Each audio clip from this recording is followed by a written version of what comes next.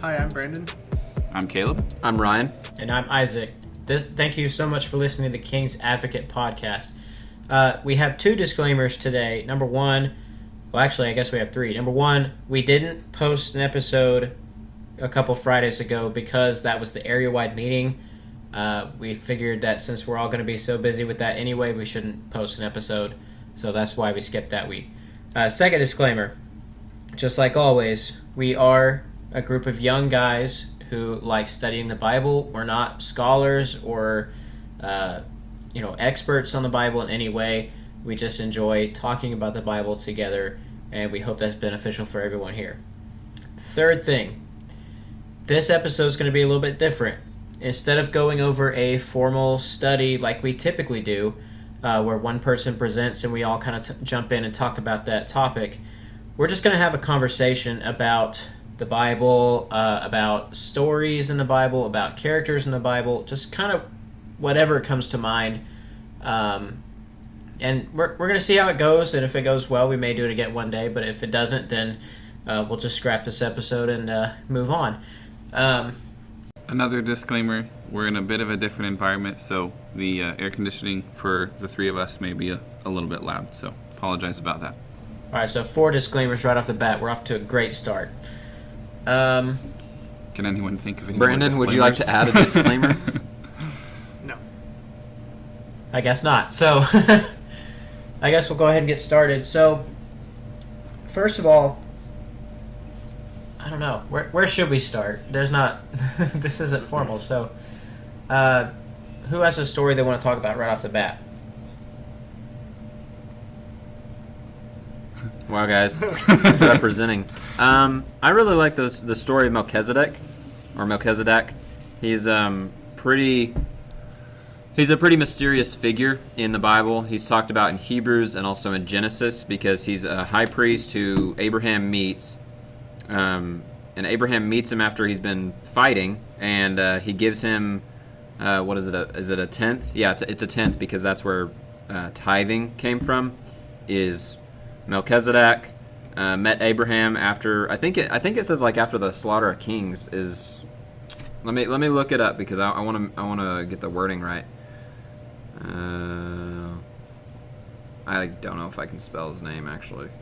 Full disclosure, I'm not very familiar with that story. Yeah, it's kind of a... Full disclosure. I was heard about that guy once. Okay, yeah. So in... that's Hebrews 7. Whoops. That's not the one I want to talk about. The priestly order of Melchizedek. Do you know who is also in the priestly order of Melchizedek? A priest. You don't know this? Someone from the tribe of Levi. Jesus. Oh. And no.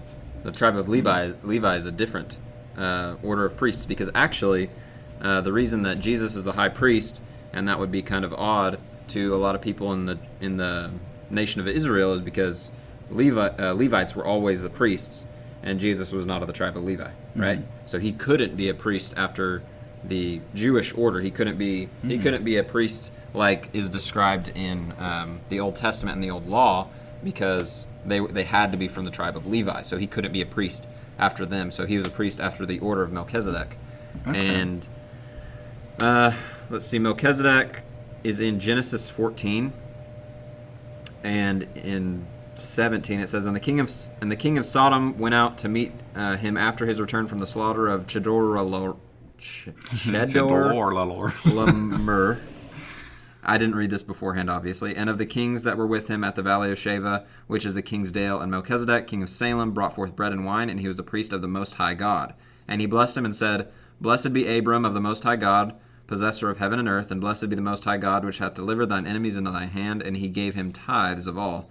And the king of Sodom said unto Abram, Give me the persons, and take the goods to thyself. And Abram said to the king of Sodom, I have lifted up my hand unto the Lord, the Most High God, the possessor of heaven and earth, that I will not take from a thread, even to a shoe latchet, and that I will not take anything that is thine, lest thou shouldest say, I have made Abram rich, save only that which were the young men have eaten, and the portion of the men which went with me, Aner, Eshcol, and Mamre, let them take their portion. So, I'm pretty sure this is where the practice of tithing originated, is from Abraham and Abram, whatever. This was before his name changed. Meeting Melchizedek, and I'm pretty sure he gave him a tenth of all. But it's interesting because in Hebrews it talks a little bit more about Melchizedek, and it talks about how Jesus is a high priest after the order of Melchizedek, and how Melchizedek didn't have a generation upon the earth, meaning people don't know who his mother or his father were, and we don't have a time recorded when he died. So he's a very interesting character, and some people think that when Jesus says that Abraham was glad to see my day he's talking to the Pharisees and the Sadducees, I believe, and he says, Abraham rejoiced to see my day, or he rejoiced to see my face. Do you remember that, Isaac? I think so. Let me look it up. And then they try to stone him, I'm pretty sure. Yeah. John 8, John 56. 8. Yep. We can back up to 52. It says, John 8 and 52 says, Then the Jews said unto him, Now we know that thou hast the devil. Abraham is dead, and the prophets, and thou sayest, If a man keep my saying, he shall never taste of death. Art thou greater than our father Abraham, which is dead, and the prophets are dead? Whom makest thou thyself? Jesus answered, If I honor myself, my honor is nothing. It is my Father that honoreth me, of whom ye say that he is your God. Yet ye have not known him, but I know him, and if I should say I know him not, I shall be a liar like unto you. But I know him and keep his saying. Your father Abraham rejoiced to see my day, and he saw it and was glad. Then said the Jews unto him, Thou art not yet 50 years old, and hast thou seen Abraham? Jesus said unto them, Verily, verily, I say unto you, before Abraham was, I am. Some people think that this passage here, when Jesus is talking about how Abraham saw his day and rejoiced to see it, some people think that Jesus had been on the earth before and he had taken the form of Melchizedek, and that's why he's like an order after his own self, basically. It's not really known, though, and also because we don't know whose mother and father Melchizedek's were, because it says that his generation he didn't have a generation. I believe there is a verse in Hebrews about it. Let's see. Yeah, Hebrews 7 and verse 3 says, Without father, without mother, without descent, having neither beginning of days nor end of life, but made like unto the Son of God, abideth a priest continually. So people think that, this verse here in Hebrews 7 through 3 is like a very strong indicator that Melchizedek and Jesus could have been the same person, just because, it says, made like unto the Son of God, abideth a priest continually, not a mother, no father, without descent, having neither beginning of days nor end of life. It sounds very much like it could have been. I don't know that it was, but I think it's really interesting. He's one of my favorite characters to just kind of think about and Just speculate about. Speculate, because I don't know. He's just very mysterious, and it's good to know what kind of priest Jesus is. There's things to learn about Melchizedek and about Jesus and the similarities that we find there. That's pretty interesting. Yeah. I was just studying Hebrews 6, but I didn't know that one chapter later it gets crazy. Hebrews is it's an interesting book. Oh, yeah. Huh. Well, I'm going to have to look into that, because that's pretty interesting. There's a lot of stuff, especially in the Old Testament, that is just very mysterious and kind of hard to find all the answers to. Sometimes there's not all the answers to those. How thoroughly have you studied Melchizedek? Do you think you've gone over all the material? And I think I've read every verse containing something about Melchizedek, but that's not saying much. There's not a ton about him. Hebrews 7 talks a lot about him. Genesis. What does the word Melchizedek mean? Does his name mean something? I actually don't know that I think I looked into that at one time, but it's been a while. It means a patriarch. Well, okay. So let me see interesting. let me see if I understand this right. Let me ask you a question. So, because Melchizedek, there's no mention of a mother or father, and because he's mentioned several times in Hebrews, and his name kind of parallels with Jesus in Hebrews. People believe Melchizedek is Jesus. Yeah, I think that they believe that he, and the verse in John where Jesus says, Abraham rejoiced to see my day. This is the only mention that we have of Abraham meeting anybody who could have been somewhat similar to Jesus, And again, guys, just to make it abundantly clear, we're just speculating here. This is something that's obviously hard to answer. Ryan is not saying that he is Jesus or that he's not. We're just going over the material that we have and kind of speculating about it. So please don't take any theories just from that. But again, look into the Bible yourself and find those answers. If you have further information, yeah, let us know for sure. Because I've always thought the study was interesting. And Melchizedek is mentioned in one other place in Psalm 110 and verse 4. It says, "The Lord hath sworn and will not repent. Thou art a priest forever after the order of Melchizedek." So that's quoted in Hebrews, but it's written down in Psalms. So and obviously that verse there is talking about Jesus, because there had to be a different order of priesthood. Because Jesus couldn't be a Levitical priest. He had to be a priest after a different order. That's interesting. I don't think I've ever heard of this Melchizedek person in my study. So it's interesting to see that there's this random king who's also the priest of God. Oh, did it say he was a king? I didn't. King of Salem. In verse 18 of Genesis 14, it says, "Melchizedek, king of Salem, brought out bread and wine. He was the priest of God Most High." So I think this was before the tribe of Levi, wasn't it? It mentions him. It was before Israel was born. Right. So, wow. That's weird that there would be a whole nother line of priests that were there before the tribe of Levi who wasn't even related to Abram. So would this... Well, is there some actually, kind of genealogy that he's a part of?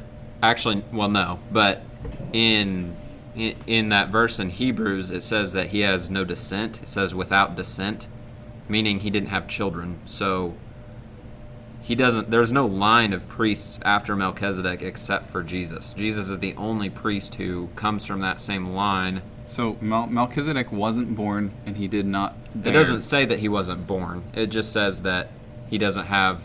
It says no mother or no father, and that meaning there is we don't know who they are. It doesn't mean there wasn't any. It could also mean that he is Jesus and he was Jesus made flesh. I don't know. I feel like if Jesus was made flesh, he did that once, and he did that to die on the cross. So, but at the same time, any possibility, and that it could, maybe be like an angel? Could be. I don't know. He's a king in Salem, so I imagine. Yeah, But that's actually another point that kind of points to him being a like figure of Jesus, because priests could not be royal, right? They couldn't be. They couldn't be kings. They had to be priests. That was their job, was being priests. They couldn't be a king. So Jesus is the only one who was both king and priest, other than Melchizedek. Oh, that's interesting. Yep. So that's another foreshadowing of Jesus, and he very well might not have been Jesus. Very well could not have might have been just another person. So just keep that in mind. But that's what I'm tending to think, is that it's not actually Jesus, but it is a large foreshadowing. Well, yeah, because Jesus was. Because he's very, very similar to Jesus in a lot of ways, and that's why he's one of my favorite characters, is because there's a lot that's unknown about him, but his very presence, and the only thing about him that we do know is that he points to Jesus very, very strongly. This conversation kind of reminds me of the story of when Jacob was wrestling with a man, and he built this altar and said, "I've seen the face of God." So a lot of people assume or speculate that man that he was wrestling was Jesus, and he came down and literally wrestled with Jacob. And that's when his name was changed to Israel. And there's a lot of people that say it was just an angel I tend to think it was probably some kind of angel. I don't think it was Jesus in flesh, in my opinion. But that is an opinion that a lot of people have, is that it was actually Jesus.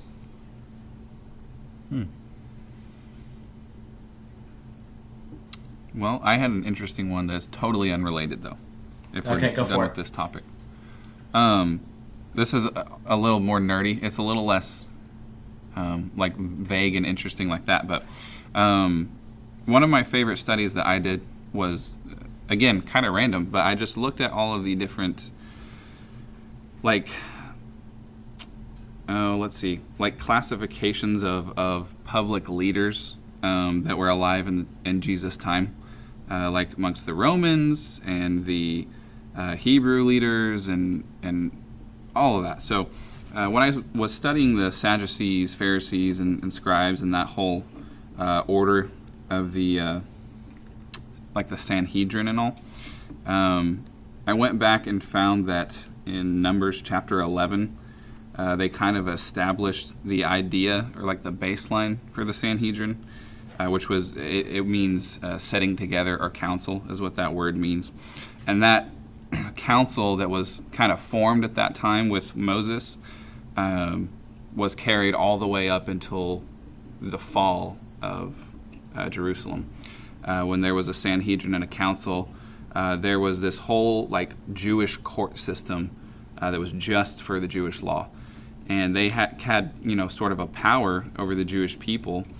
And the Romans, they let them have this sort of religious power over their people so long as it didn't interfere with their Roman rule.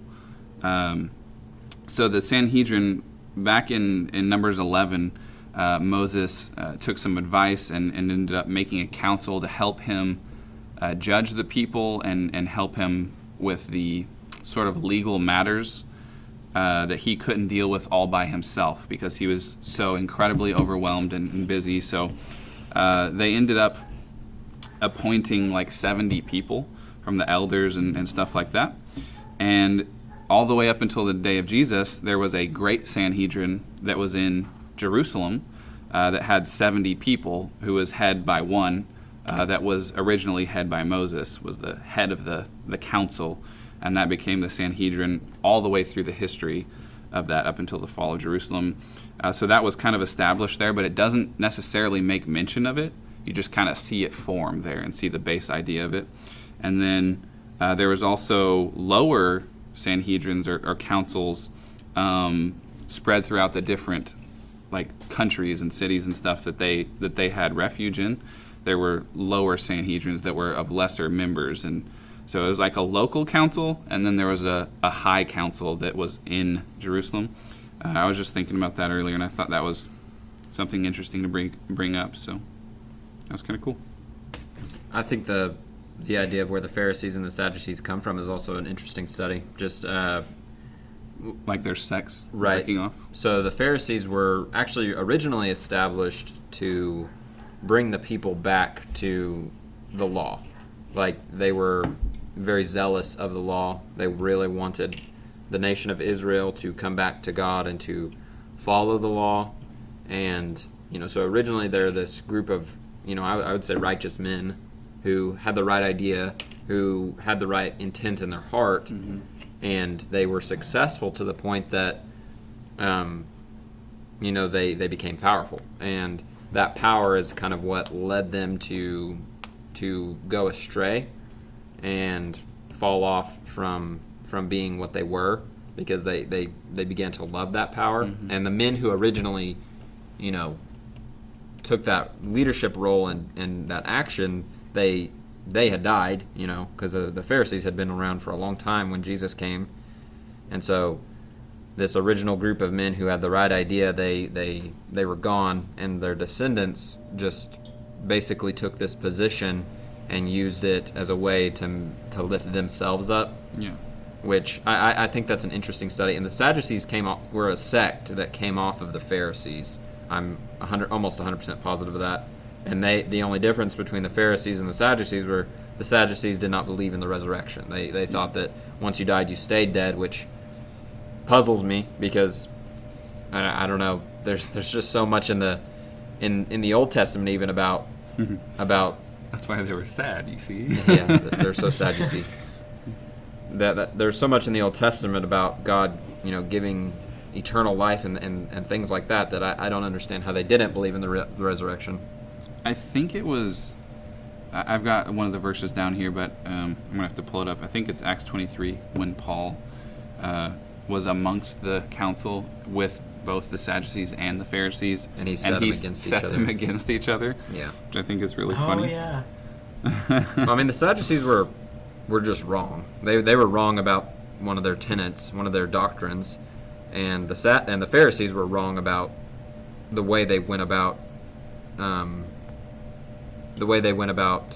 interpreting the law and acting on the law. They made big things out of the really legalistic matters. Like how much I don't know, like washing your hands before you ate and making sure that you wore the right clothes and stuff like that. And they didn't care as much about what the spirit of the law, which was love and mercy and forgiveness and kindness and taking care of your fellow man and your, especially people of Israel, taking care of your brothers. They kind of forgot all that, and they just, I think that Jesus at one point says, you lay grievous burdens to bear on people and you won't lift a finger to help. So it's an interesting study to see how the Pharisees were basically almost like a mini Israel. They had this movement to go back to God and to serve God, and then those people who had that zeal and that faith, they die, and new people come in and they fall away, and they follow the law in quotation marks, but they don't. It's like a wave. Yeah. They're ups and downs. Mm-hmm. And I think it's really interesting. You mentioned just a bit ago about how, yes, the council was something originally built to help people, and they did. And then eventually they became corrupted with power. And that is not the only place you see that. You see that in a lot of places where they've got these human established things and traditions and stuff, and then some power and some money come in, and over a period of time eventually it gets corrupted and turned into something bad, like the Sadducees and the Pharisees, who had originally the right idea and had some of the correct things that they were following, but they let it get so far and get so into their own heads and become so self-righteous that they were just completely corrupt. And when Jesus himself stood in front of them countless times, telling them and proving to them everything that they needed to know, they were still too righteous to even consider the words that he was saying. Well, I think that much like any human, you can look at this in any story and see human nature tends to take good things and make them bad, to puff itself up. And it's not all because of just humans. Humans just don't make things bad. Satan obviously plays a big role in that. Right. But human nature is a lot of the time when you give somebody a decent amount of power or a large amount of power, pride and greed will go to their head, and that happens with the Pharisees. That happens with a lot of rulers in Israel's history. That happens in today's times. This is not a political show, but I think if you look at communism, I think communism it would work among Christians, in my opinion. I know that God establishes the idea of personal property, and I believe that people should be able to have their own personal property. But if you really look at it like a Christian community, like a fully Christian community, I really think communism would work. To be honest, if everyone's attitude about it was perfect and stuck to it, exactly. Because well, honestly, Christians in any, if you had a society of just 100% Christians who all had the same beliefs and same ideas and same drive, almost any system would work. Just because when you have people who believe in God and want to follow God and do the right thing, then almost any system is going to work. Mm-hmm. But a lot of times, I would add to that, if God is the head of it. Right. The foundation, the head. Yeah, but just like people say, well, true communism or true socialism has never been tried. Well, yeah, it has. It's just that people get corrupt and people get greedy and they want more and they take it. And you see that in Israel, you see that in the Pharisees, you see it in the Sadducees, you see it today. And There's no perfect system because people aren't perfect. right, there's no perfect system because we live in a fallen world, and God is far from the center of a lot of governmental societies today. So I'm gonna bring back a word from season 1. So you could probably say the Pharisees were like a microcosm of the entire human existence. Yeah. well, yeah, Microcosm. Israel is a microcosm of the entire human existence. I still don't know. I didn't know what it meant when you said it in season 1, It's and a I still don't microcosm. know what it means now. A We microcosm. explained it Is to that you. before me? So Oh, yeah. Okay. So a That was microcosm. Brandon. A microcosm is just like, it's almost like a small sample of anything. Like I don't know. You could say the Earth is a microcosm, or you could say our galaxy. Our galaxy is a microcosm of the universe.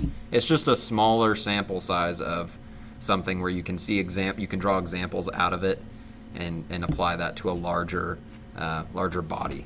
It's Right? called microcosm? Mhm. What does cosm mean? 'Cause I know what micro means. Let's look it up. But you get the whole picture of what a microcosm is. So it's Yeah, somewhere yeah. in that, probably, maybe. Yeah. And Cosm is not a word. Oh. It's probably a breaking of a different word. There's a bunch Yeah. of like like a section. Latin scholars and Right. people who study English linguistics that are all shaking their head and wondering why we're talking about this. A community, place, or situation regarded as encapsulating in miniature the characteristic qualities or features of something much larger. I So like it's the just way a small Ryan sample explained it better. I that was explained from it. the internet. I just explained wanna it in clarify. dumb because I only understand in dumb. No, but we got a little off topic there. But yeah, the Pharisees and the Sadducees. Yeah, the Bible. they're an interesting study. They are a microcosm of Israel, and Israel is a microcosm of humankind in general. Mankind's condition. Do you have anything you want to talk I'm- about? Oh, we. I don't know. I'm more of a basic Bible story guy. Basic Bible stories are good too. I know. But I'm bored. Just kidding. I'm just kidding. I was kind of just sitting over here just like learning things. Because I had never heard of that guy you were talking about. And I learned a new word. And so I'm just kind of listening and learning. I felt like a... So you don't have one, Brandon? So long story short, you don't have one. It's okay if you don't. I mean, I've got one to close us out if you Do don't it. have one. Say it. Okay. All right. So I think the story that I find very funny. I don't know if funny is the right word, but maybe hysterical is the right word. Is it the bear? But there's a story in Judges chapter 3. Now, backstory here, Judges is basically a book of what we've been talking about so far. Israel did wrong, so another country took them over, and then God raised a judge to deliver them from that country. So in Judges 3, in verse 12, the Israelites are going against God again, they're rebelling, and so God allows Eglon, the king of the Moabites, to take Israel over. And after Israel has repented and they're coming back to God, God raises a judge named Ehud. Now, this story cracks me up. I think to I no know end. this story, and I think if it's the right guy, So, I laughed at this Yeah, so much probably. and got in so much trouble every time I did. Is it the so fat belly basically guy? this- yeah. Oh! So, Yeah. Continue. So this guy Ehud, he is, I don't know why, but it says it makes mention that he's left-handed. So apparently that's even a big thing back then if somebody's left-handed. But he created this dagger that was like a cubit long, so probably from your forefinger to your elbow, that long of a blade. That's not a he dagger. goes That's to a this short king. sword. That's a machete. That's a sword. I know, but it calls it a dagger. But he goes to the king Eglon, And it says Eglon was a very fat man. And in verse 18 it says, when he had finished presenting the tribute, he sent away people who carried the tribute. But he, Ehud, himself turned back from the stone images that were at Gilgal and said, I have a secret message for you, O king. He said, keep silence, and all who attended him went out from him. So Ehud came to him, and he was sitting upstairs in his cool private chamber. And Ehud said, I have a message from God for you. So he arose from his seat. Then Ehud reached with his left hand, took the dagger from his right thigh, again a cubit long, and thrust it into his belly, and even the hilt went in after the blade. So the entirety of the dagger went inside this dude. And it says the fat closed over the blade, and he could not draw the dagger out. His belly ate that blade. His entire dagger went into this dude. The entire thing just... Yeah. The hilt is, all the way at the back, and it swallowed that thing. The whole thing was gone. That guy was reaching in. How did he not? Dude. How did he not have any kind of reaction time when he's literally drawing a 3-foot sword? That couldn't have been a quick draw. The king was so huge, he was just he couldn't move. Dude, this dude had to be so huge. But that's not even that's not even the most funny part. So, Ehud left in verse 23. Ehud went out through the porch and shut the doors of the upper room behind him and locked them. When he'd gone out, Eglon's servants came to look, and to their surprise, the doors were locked. So they said, he's probably attending to his needs in the cool chamber. So they waited until they were embarrassed, and still he had not opened the doors of the upper room. Therefore they took the keys and opened them, and there was their master fallen dead on the floor. They waited until they were embarrassed that they hadn't opened the doors yet. And they were like, oh, he's probably fine. He's probably doing his business up there or something. And they waited till, Ehud was long gone. I bet you in whatever language they were speaking here, because I'm not positive, they've said those exact words, you think we should go in there? They just, kind of... What was going on in my head was I was just imagining them, knocking. Hey, Eglon? You alright? You okay, buddy? Eglon? 2 hours later, they finally find out. Oh, man. Okay. I don't know why. I just find that story so funny. What? Every part of it was so funny to me. Do you know what the context of... Why did he kill him exactly? I didn't catch that. This is the message. Basically, Eglon was an enemy king, and he took over Israel and was making life very difficult for Israel. Oh, So God raised a judge to was, overthrow him. That was the message from God. Yeah. Yeah, I have a message from God. It's a 3-foot blade, And the handle. God says hello. and the handle.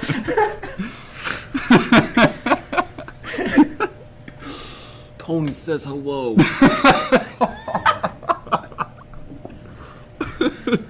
Sends his regards.